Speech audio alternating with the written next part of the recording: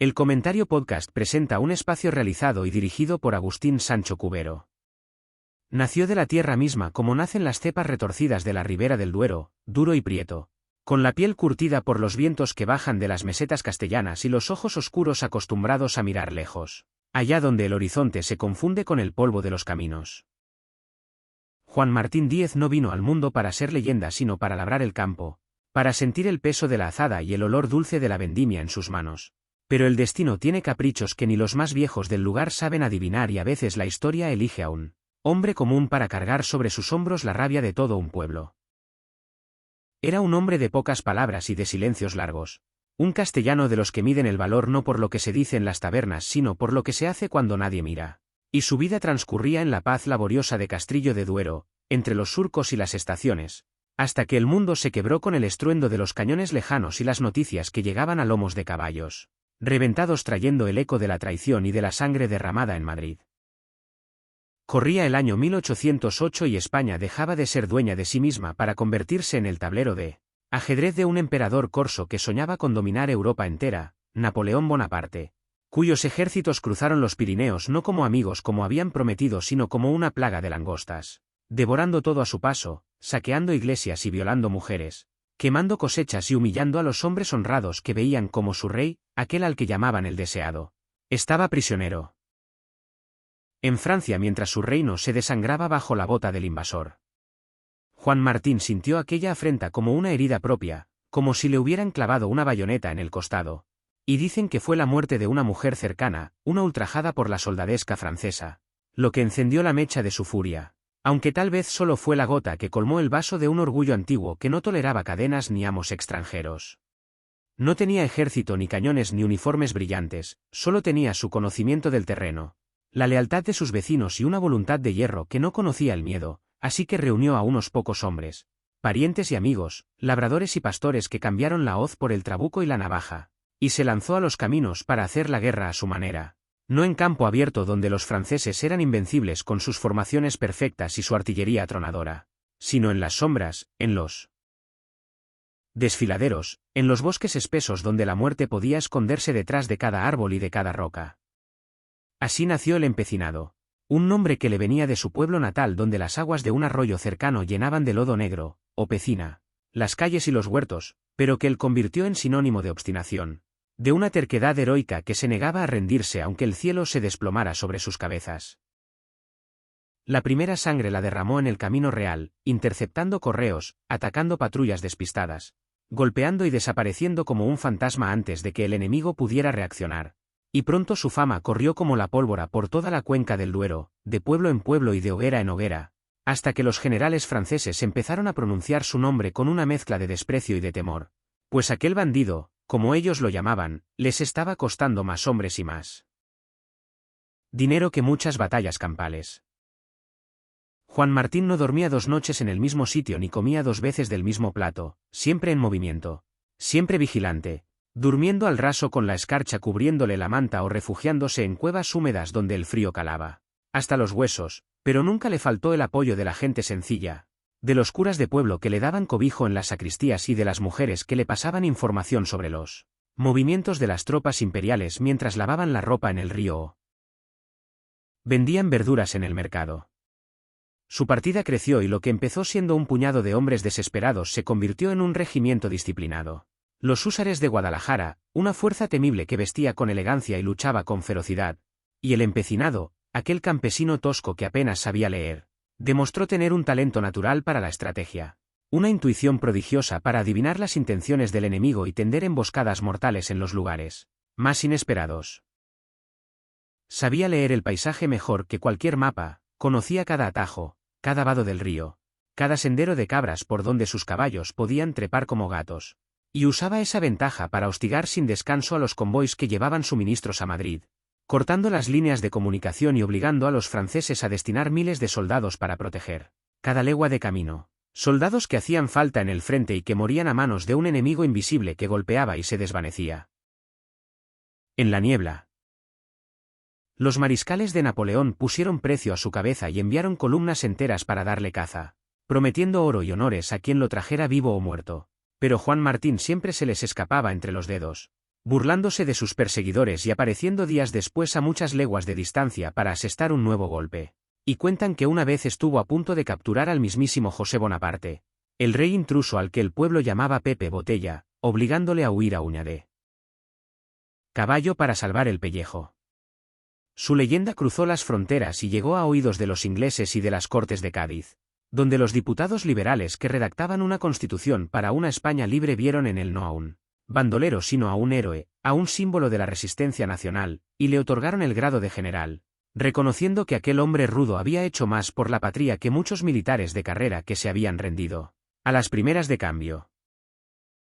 Pero la guerra no es solo gloria y batallas, también es miseria y dolor, y el empecinado vio demasiada muerte. Demasiados pueblos arrasados por el fuego, demasiados cuerpos colgando de los árboles, y su corazón se fue endureciendo como el acero templado al fuego, aunque nunca perdió su sentido de la justicia ni su lealtad a los principios por los que luchaba, que no eran solo expulsar al francés sino también construir una España mejor, más justa y más libre, donde la ley fuera igual para todos.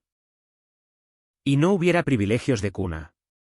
Cuando por fin las tropas de Napoleón fueron derrotadas y cruzaron la frontera de vuelta a Francia, derrotadas por el invierno, por los ingleses de Wellington y por la inagotable guerrilla española, Juan Martín creyó que había llegado el momento de descansar, de colgar el sable y volver a sus tierras para ver crecer a sus hijos en un país que ya no tenía miedo.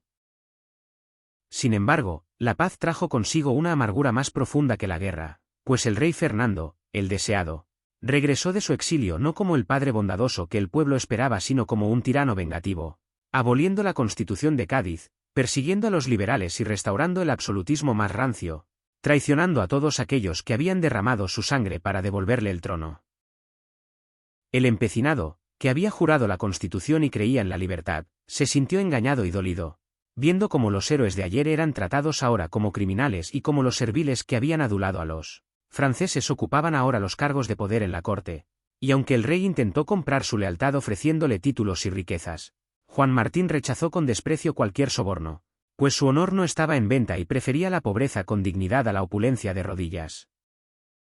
Se retiró a su casa intentando olvidar la política y dedicarse a sus labores, pero el destino no había terminado con él y cuando en el año 1820 el general Riego se levantó, en Cabezas de San Juan proclamando de nuevo la Constitución, el viejo guerrillero sintió el llamado de la libertad y volvió a tomar las armas para defender el gobierno liberal, combatiendo contra las partidas realistas que querían devolver el poder absoluto al rey y sumir de nuevo a España en las tinieblas de la Inquisición y el despotismo.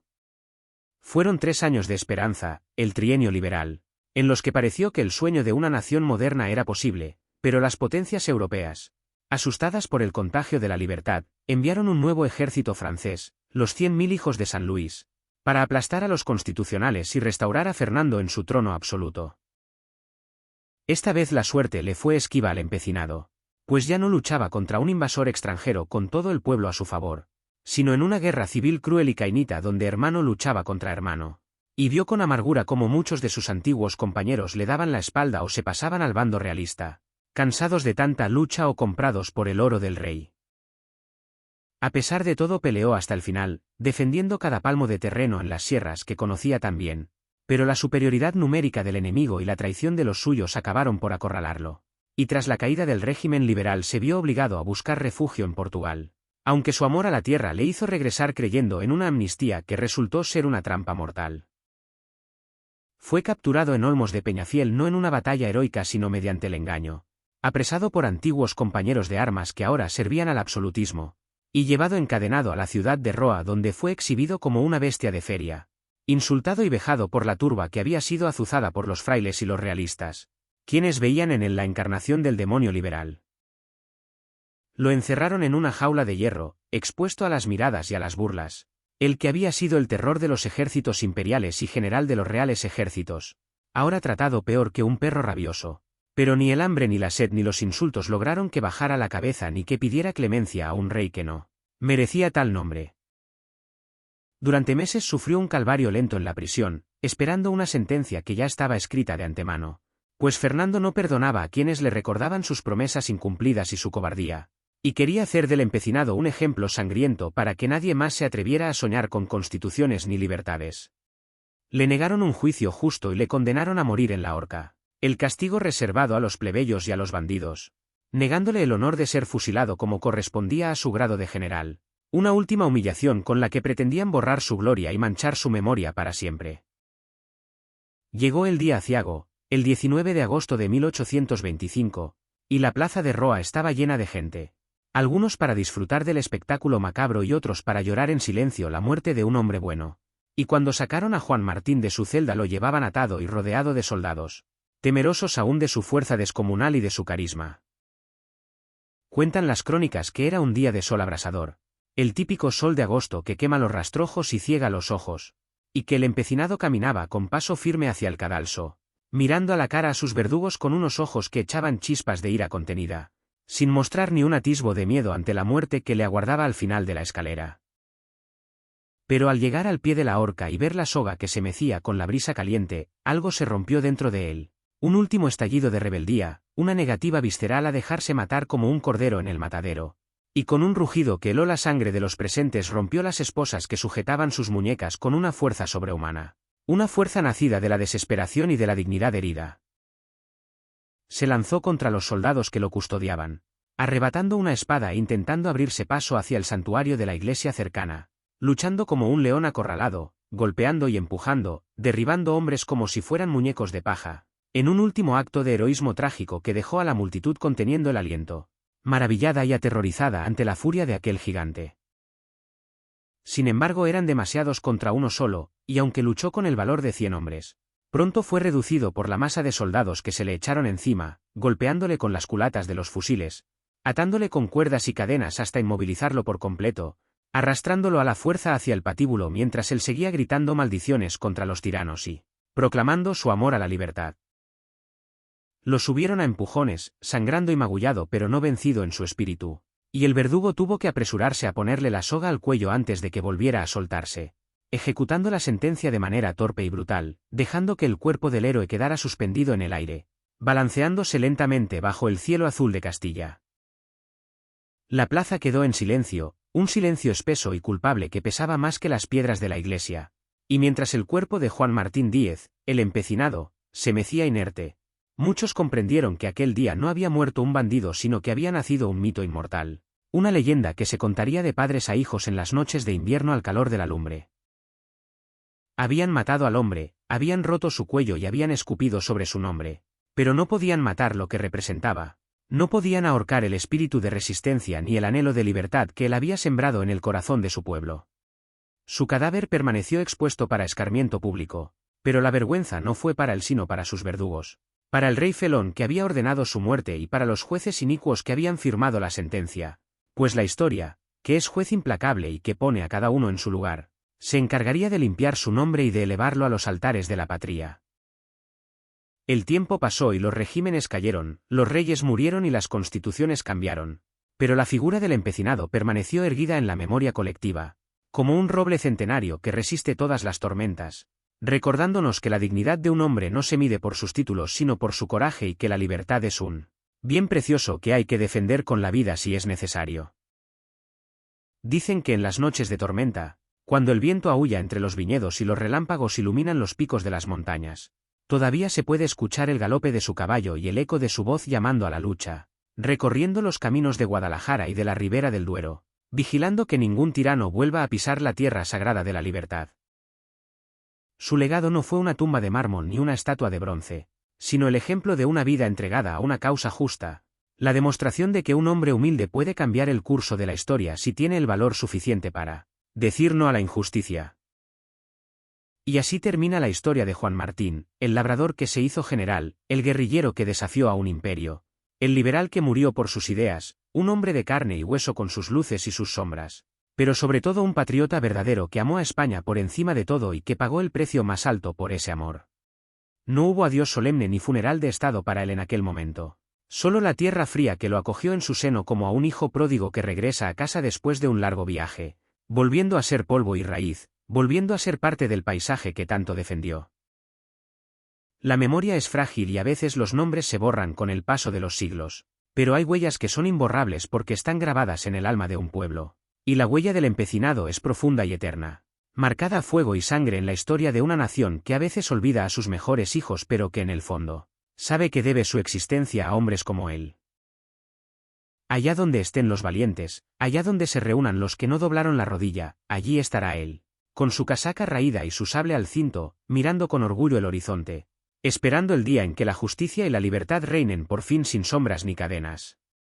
Espacio realizado y dirigido por Agustín Sancho Cubero. Gracias por su atención. Hasta la próxima edición del programa.